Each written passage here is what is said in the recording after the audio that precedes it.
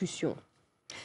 Acheter un sachet d'eau en pleine rue et non pas une bouteille d'eau minérale bien plus chère, c'est un geste quotidien pour des millions de personnes sur le continent africain. Et pourtant, c'est un geste risqué, vendu à prix dérisoire. Cette eau est parfois issue de forages clandestins, exploités, vous allez le voir, dans des conditions insalubres. La plupart des images filmées au Togo ont été tournées à l'insu d'exploitants qui mettent la vie de nombreuses personnes en danger. Le reportage signé Emmanuel Sodji et Raphaël Ntalé.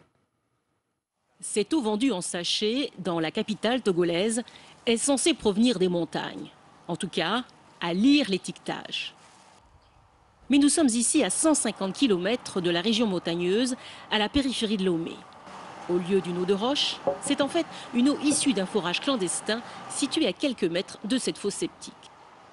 Le patron, sans scrupule, écoule plus de 3000 sachets par jour sur le marché, sans respecter les normes élémentaires d'hygiène et de santé publique, au risque de propager des épidémies. Les gens aiment beaucoup les eaux des montagnes, c'est pourquoi on a gardé l'étiquette comme ça.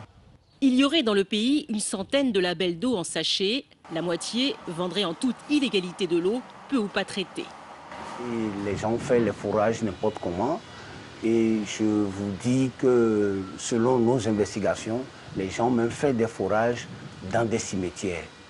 Sur ce site de production, le forage, à gauche de l'image, n'est pas loin de cette montagne de déchets. Cette femme nous assure que le service d'hygiène passe régulièrement pour effectuer des contrôles. Difficile de la croire, le système de filtrage installé sur cette machine sous-équipée est totalement obsolète. Mais à 3 centimes d'euros pour un sachet d'un demi-litre d'eau, contre 50 centimes pour une bouteille d'eau minérale, le business est juteux. 300-400 sachets. Par jour. Donc vous sortez 300-400 sachets par jour. Comme il fait chaud.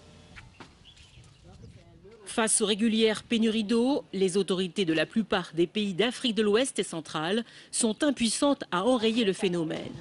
Au Ghana, en avril 2013, une épidémie de choléra liée à la consommation d'eau en sachet, maltraitée et conditionnée, a fait une quinzaine de morts.